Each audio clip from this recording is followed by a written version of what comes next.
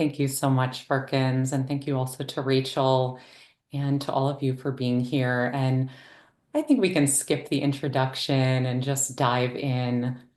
As I was sharing with Perkins and Rachel earlier, and as all of us know, just life can be very unpredictable. And I was actually supposed to arrive home from an international trip yesterday, but the flight was delayed. So I got in very early this morning. And so, as the saying goes, what is life really about? Showing up. So here I am, slightly sleepy, and also really grateful to be here with all of you.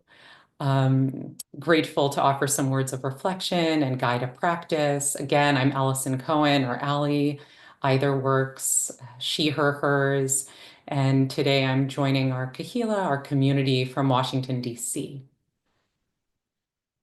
And yeah, I'm just taking a moment to arrive again, each moment a new moment. So you might, right here, right now, connect, sense into wherever your body is touching a surface behind you or beneath you.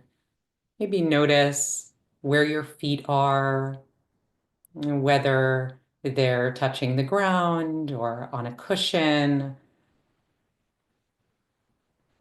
Just giving your body, heart, mind, spirit yet another moment to arrive.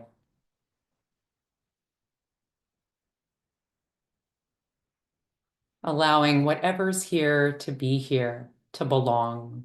Sleepiness, joy, agitation, sorrow, calm, and it might be a combination.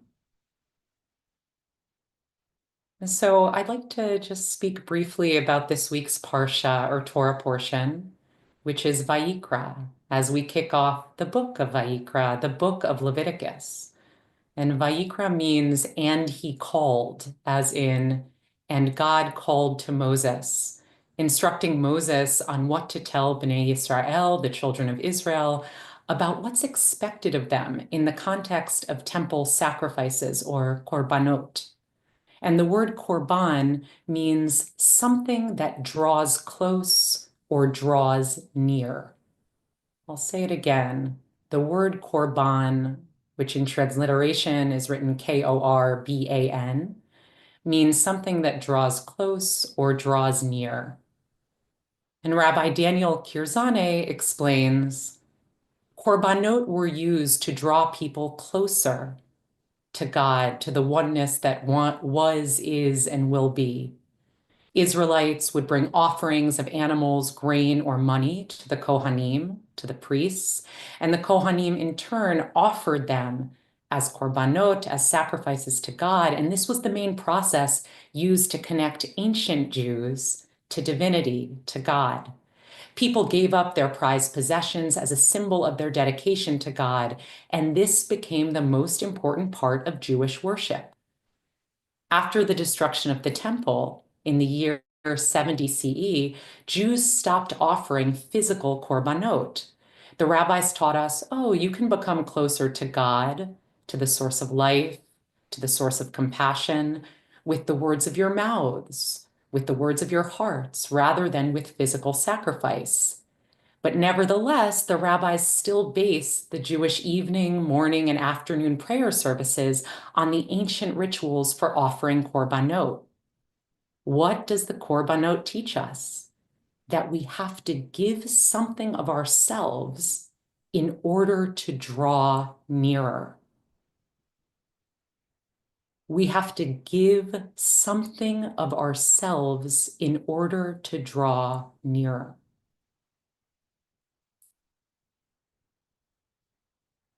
So in my own life, the last 72 hours have been really quite a whirlwind. First, I officiated a wedding. Then I learned soon after the wedding that one of our family's closest friends, Gail, Zikrono Livracha, had just died. And then I received word this morning from my best friend that at 8:06 a.m., she gave birth to a healthy baby.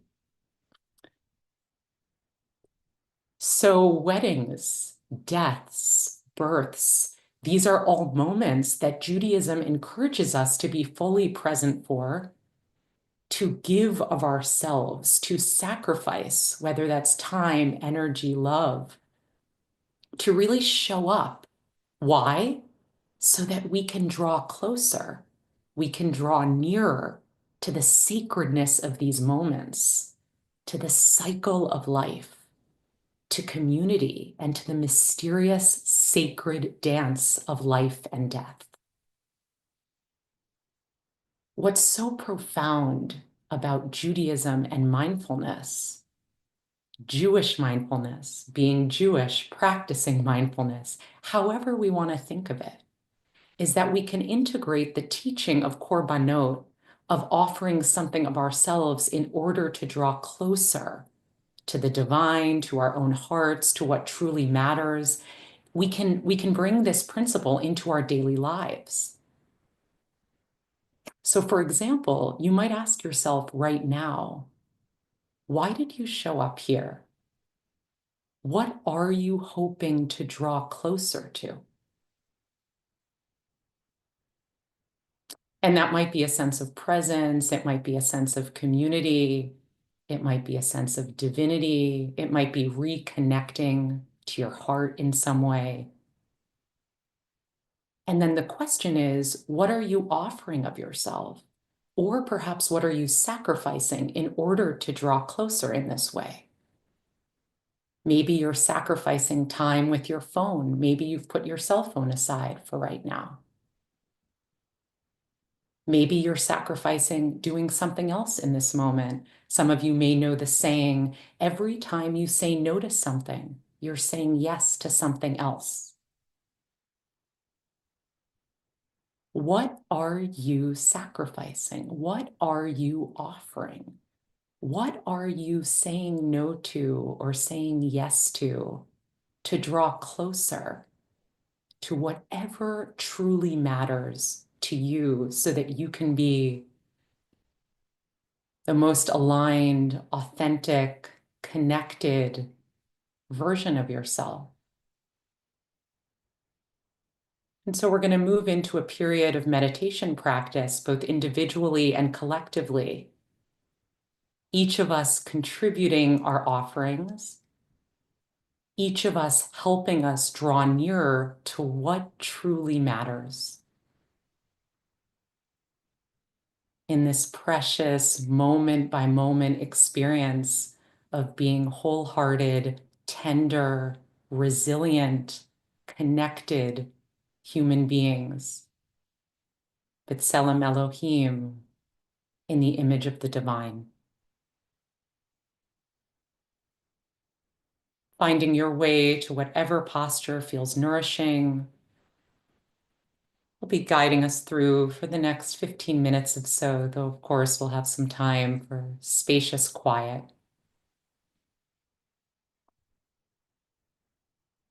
And it feels important to name as we get started that you are your own best teacher. And if at any point something arises during this practice, during this period of meditation that feels beyond your window of tolerance or beyond your range of resilience, you're in the driver's seat. And you can open your eyes if they're closed, or take a drink of water, or shift in some way, or stop meditating. And that's truly listening with intuition to your own needs, not overriding them. So please tend to yourself with care. And finding your way to whatever posture feels most nourishing and supportive for your body. Sitting, standing, lying down. Turning inward, perhaps by closing the eyes or softening your gaze. Or maybe resting a hand on the heart or belly for as long as feels right.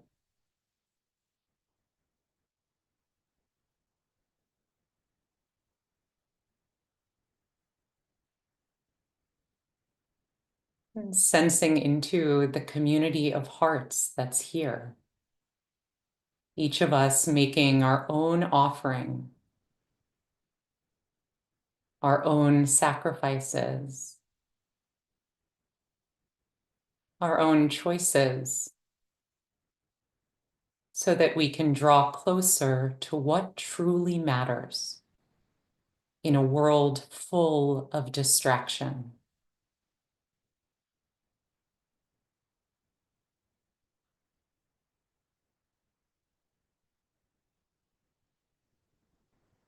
You might just sense into gratitude for yourself for carving out this time.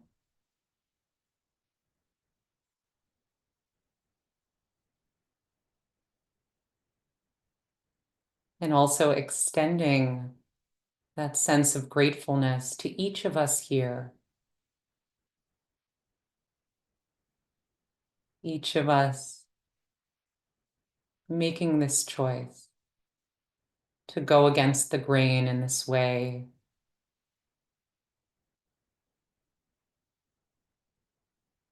to sacrifice and offer up the world of doing to reconnect with the power of being.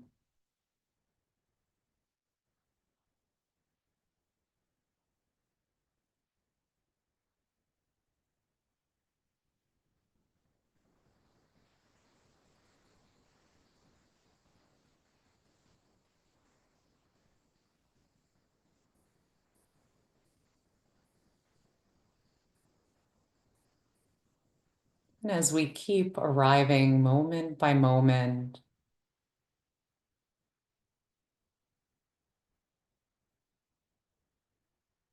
you might sense if there's anything you want to put down, as the teacher Ajahn Achalo offers. Is there anything you'd like to put down for this time? You can always pick it up later. Maybe it's a particular thought pattern. Maybe it's a to-do list. Maybe it's a sense of, oh, should I be somewhere else in this moment? Putting it down,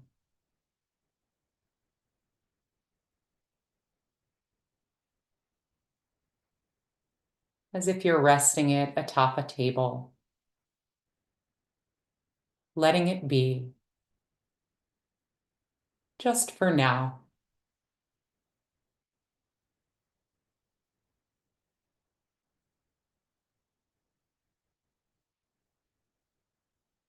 And then picking up an anchor or a touchstone that you can keep connecting to that reminds you of what matters. And that anchor might be the sensations of breathing at the belly or the chest or the whole body breathing. The anchor of breath, reminding you of the power of presence, reminding us that life is being lived right now. Or it could be that your anchor is your hand resting on your heart, reminding you of the power of cutting through the noise of daily life to really listen to the wisdom of your heart.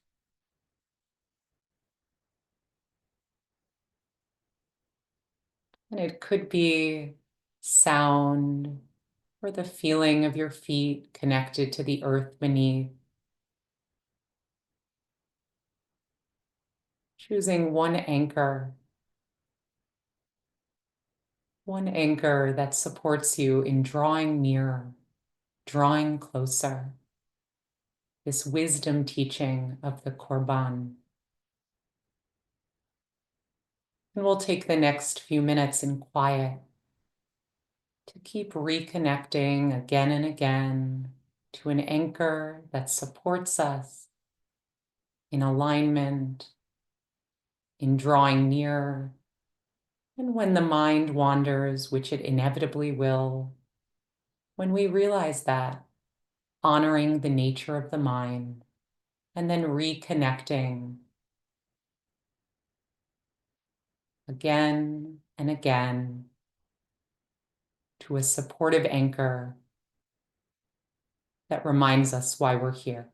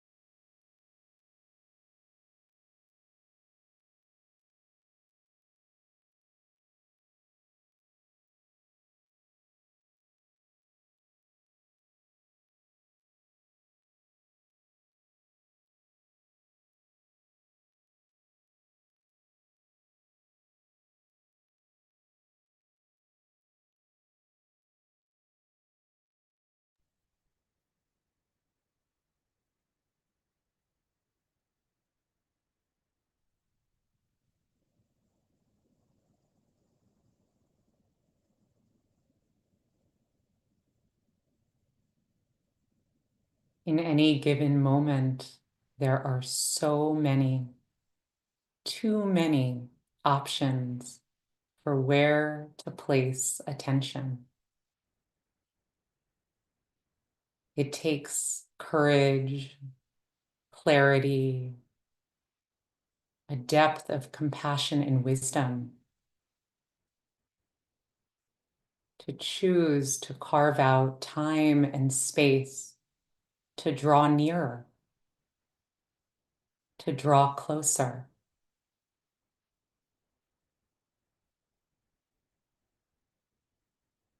To reconnect in this way with ourselves, with each other,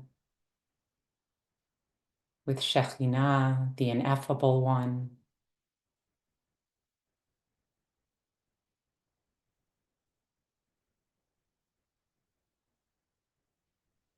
And so in this last minute of practice, if you'd like to, you might set in your own way a kavanah, an intention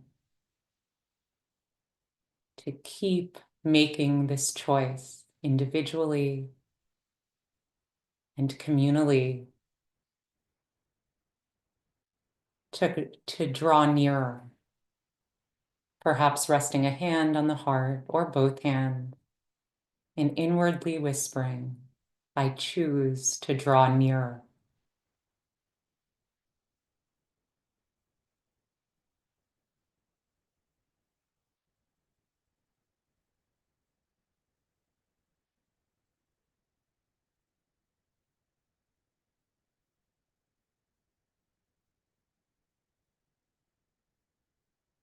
Thank you for your commitment to kahila, to community, and to reconnecting with the wisdom of your own inner world. Thank you for your practice.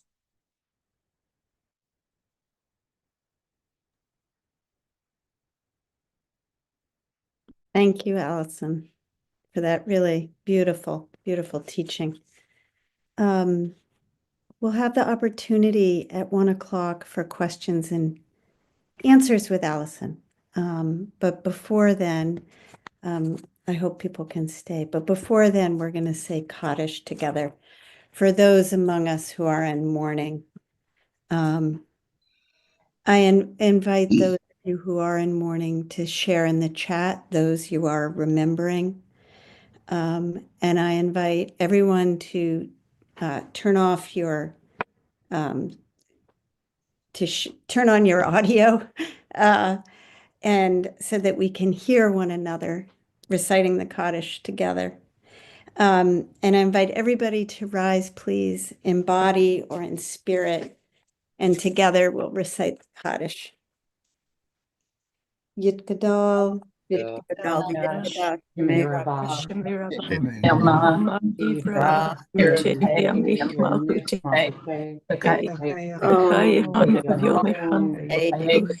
Bekai, Israel, Abisman, Amen.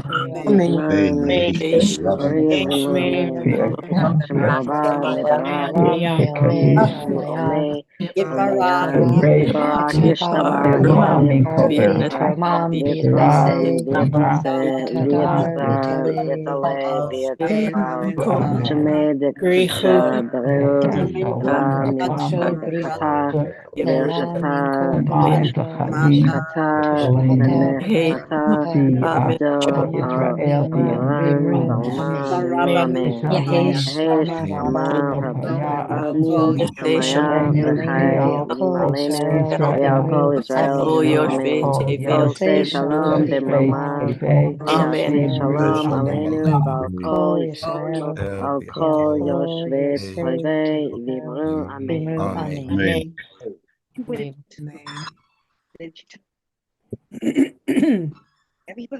Thank you, everyone. For those who have to leave, we hope we see you tomorrow.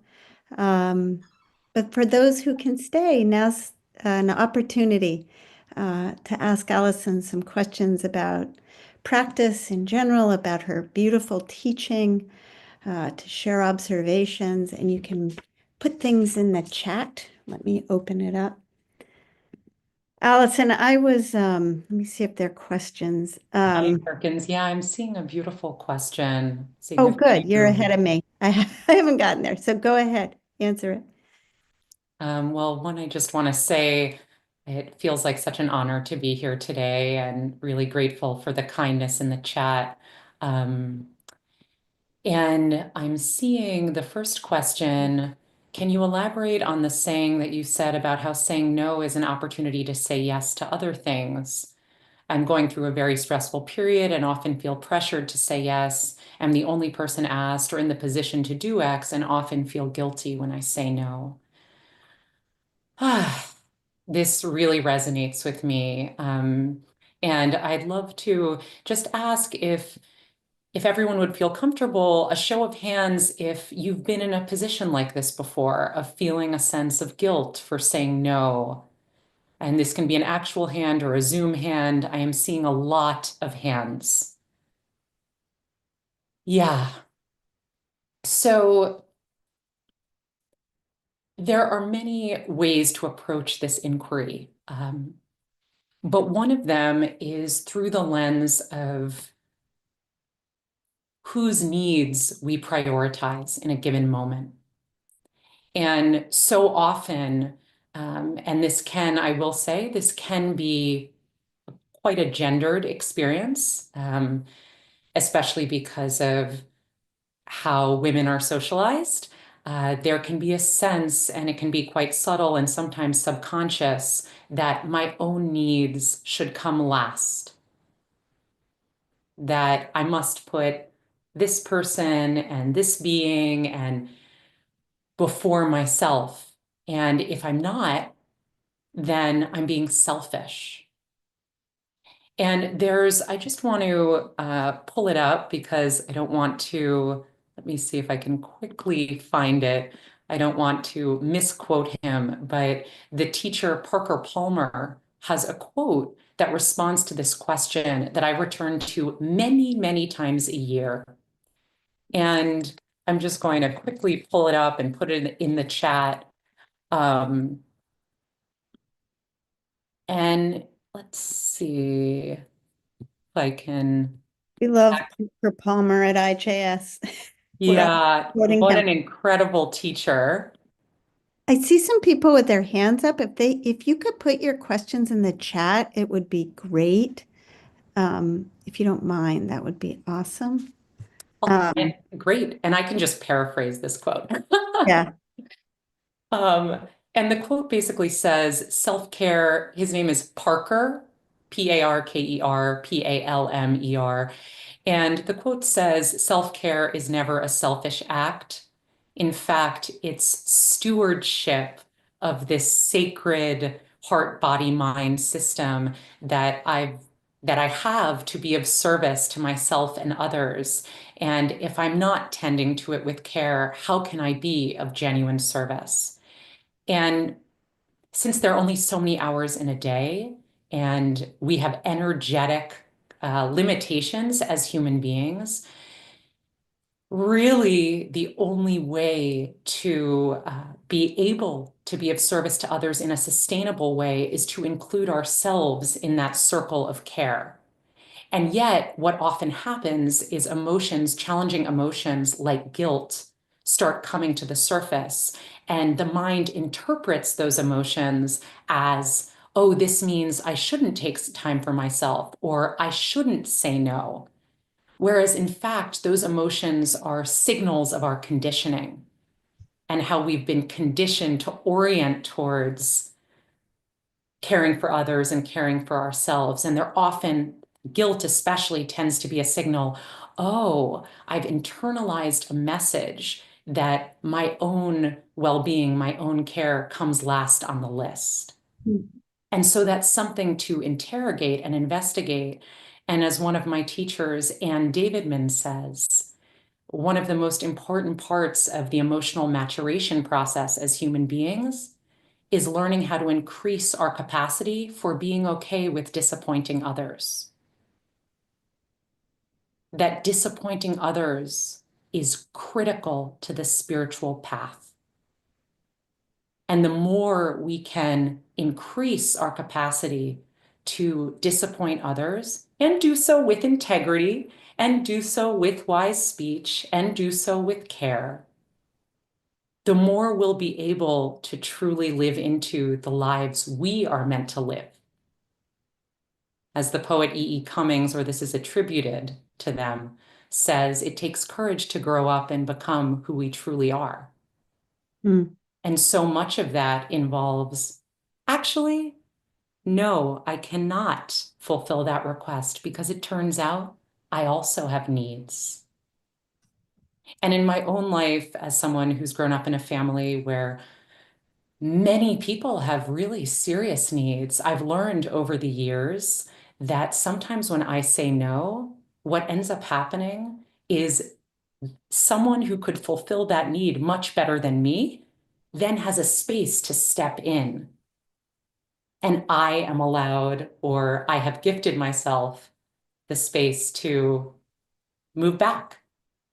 And then sometimes what can be interesting is noticing what else comes up, which is, oh, it turns out I'm not as indispensable or as needed as I thought I was.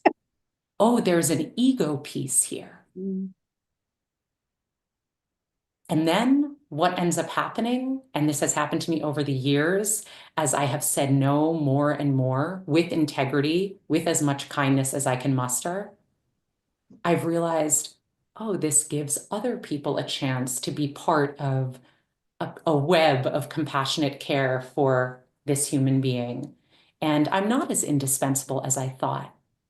And that's actually a relief because we're meant to be an interdependent community. And that's so much of what Judaism teaches us. So I'm going to move. I hope, Jacqueline, I that just, was helpful. Yeah. yes, and I think that Laura Zinker asked a question about wise boundaries of or Gavora. And I think that what you said, Laura, I hope you agree, like what Alison was just sharing really speaks to that. Um, yeah, and saying no mindfully, not cruelly, but intentionally, and really with compassion. Let's Yeah. see, what are some other choices? Barbara noted a teacher of mine said, taught Jerry Jampolsky, I think is how you say him, always taught that guilt is a choice.